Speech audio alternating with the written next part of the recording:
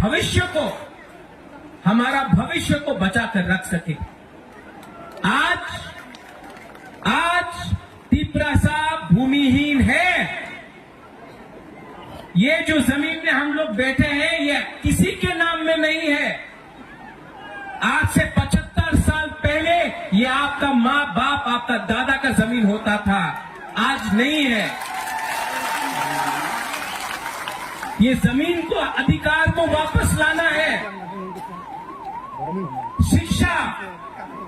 शिक्षा में हमें ऐसा शिक्षा चाहिए जिससे कल आपका बच्चा खुद बिजनेस करे, खुद नौकरी मिले।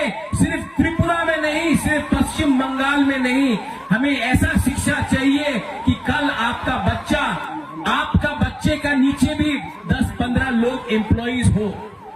मैं चाहता हूं कि आपका बच्चा ड्राइव नहीं करे, आपका बच्चा पीछे बैठे और ड्राइवर कोई और हो। ऐसा शिक्षा देकर आपको उठाना चाहता हूं।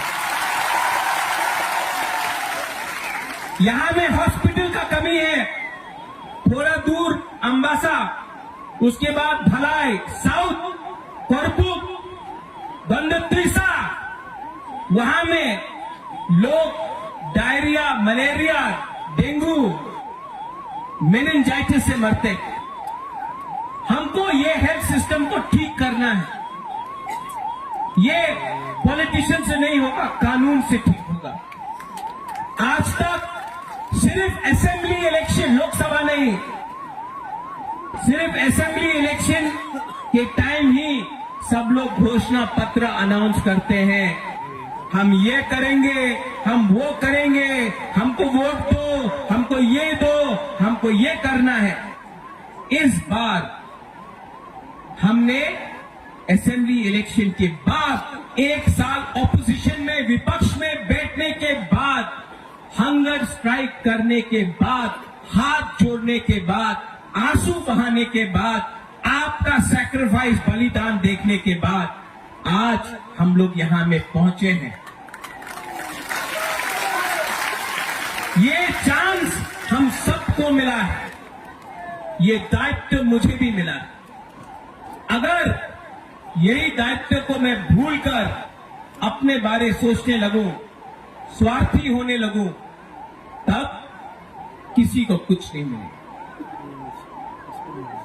वो क्या बोलते हैं, पिक्चर अभी भी बाकी है। यहां में मेरे साथ बहुत सीनियर लोग हैं। विजय बाबू हैं, विजय रामखोल हैं, उन्होंने बहुत सैक्रिफाइस किया। यहां में जगदीश बाबू हैं, उमा बाबू हैं, हंसो है, हंसो कामदे, सब लोग हैं यहां में। सबने कहीं ना कहीं सैक्रिफाइस किया है।